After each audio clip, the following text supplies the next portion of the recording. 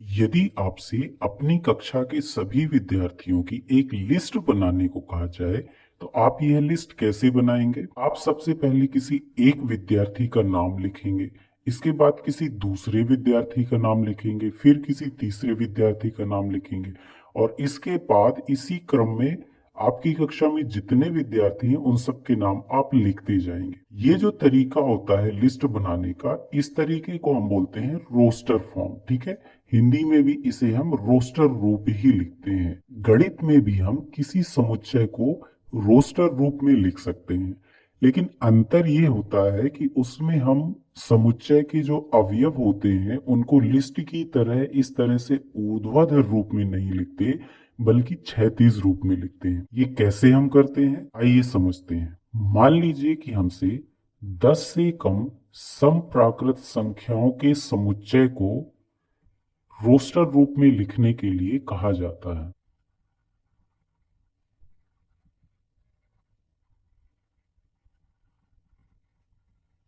तो इसका तरीका यह है कि हम मझले कोष्ठक के भीतर 10 से कम समप्राकृत संख्याओं को अवयव के रूप में लिखेंगे। तो जो 10 से कम समप्राकृत संख्याएं हैं वो 2 से शुरू होती हैं, यानी कि हमारी संख्याएं हो जाएंगी 2, इसके बाद 4, फिर 6 और फिर 8।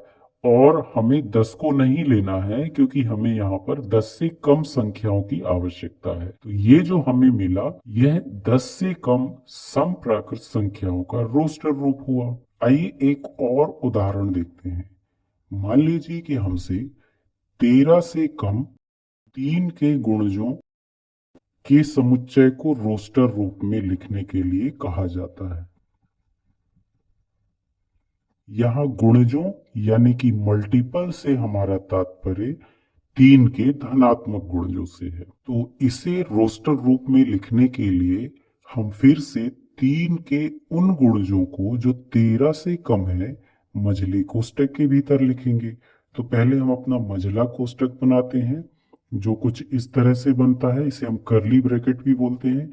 और 3 के ऐसे गुणज जो 13 से कम है वो क्या हो जाएंगे यहाँ पर, वो होंगे सबसे पहले 3, फिर 6, फिर 9, इसके बाद 12 और 12 के बाद अगली संख्या 15 हो सकती है वो, लेकिन 13 से ज्यादा हो जाएगी तो उसे हम नहीं लिखेंगे और ये हमारा कोष्ठक बंद हो जाएगा।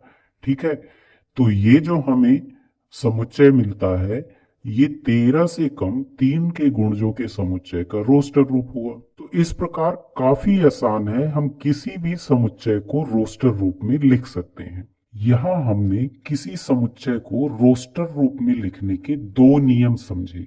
पहला नियम ये है कि हमें मझले कोष्ठक का उपयोग करना है। मझले कोष्ठक को हम कर्ली ब्रैकेट भी कहते हैं। तो पहला नियम है कि हमें मझले कोष्ठक का उपयोग करना है।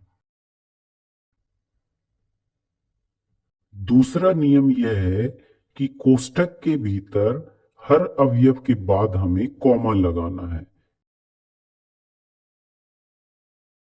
लेकिन किसी समुच्चय को रोस्टर रूप में लिखने के 2 और नियम हैं, और यदि ये नियम आपको याद हैं तो आप किसी भी समुच्चय को रोस्टर रूप में लिखने में कभी कोई गलती नहीं करेंगे।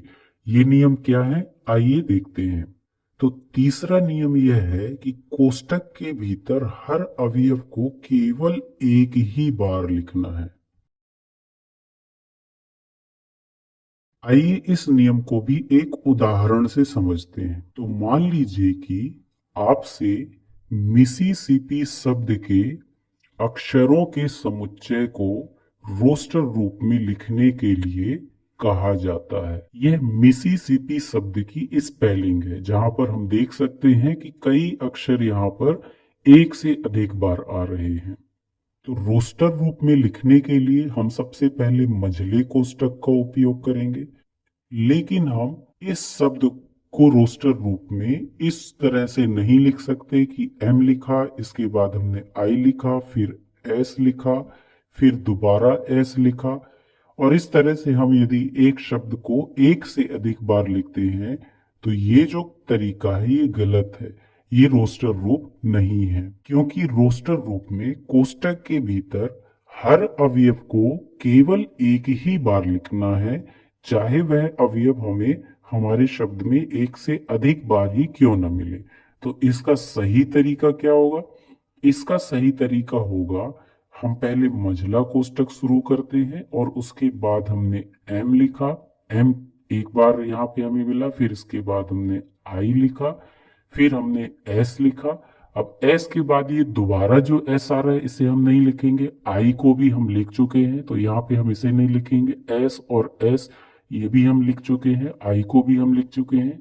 इसके बाद हमारे पास पी है तो इसे हम लिखेंगे और इसके बाद आई हम लिख चुके हैं और ये कोष्टक यहाँ पर बंद हो जाएगा। तो ये जो तरीका हुआ ये सही तरीका है, यानी कि मिसिसिपी शब्द के अक्षरों का रोस्टर रूप जो है वो ये हमारे सामने है, जिसमें एम, आई, एस और पी ये 4 अवयव हैं। इसके बाद किसी समुच्चय को रोस्टर रूप में लिखने का चौथा नियम यह हुआ कि हम अवयवों को पुनर्व्यवस्थित कर सकते हैं। इसका मतलब यह हुआ कि कोष्टक के भीतर इन अवयवों का क्रम मायने नहीं रखता और इन्हें हम किसी भी क्रम में रख सकते हैं। इसलिए यदि इसी समुच्चय को हमने कुछ इस तरह से लिखा होता, एम, पी, आई, एस, या फिर इनके क्रम को बदल करके किसी और रूप में भी लिखा होता तो यह भी इसका सही रोस्टर रूप होता। मतलब अवयवों का क्रम हम कोई भी रख सकते हैं, इससे फर्क नहीं पड़ता, लेकिन हाँ एक अवयव को हमें केवल एक ही बार लेना है। तो इस प्रकार इस वीडियो में हमने किसी समुच्चय को रोस्टर रूप में लिखने का तरीका समझा। इसके 4 नियम हमने समझे। पहला नियम यह है कि हमें अवयवों को मझले कोष्टक या कर्ली ब्रैकेट के अंदर लिखना है। दूसरा यह कि कोष्टक के भीतर हर अवयव के बाद एक कॉमा लगाना होता है। तीसरा नियम यह है कि कोष्टक के भीतर हर अवयव को केवल एक ही बार लिखना है। और अंतिम नियम यह होता है कि अवयवों को हम किसी भी क्रम में पुनर्व्यवस्थित कर सकते हैं। यदि आपको यह नियम याद है तो आप किसी भी समुच्चय को आसानी से रोस्टर रूप में लिख सकते हैं।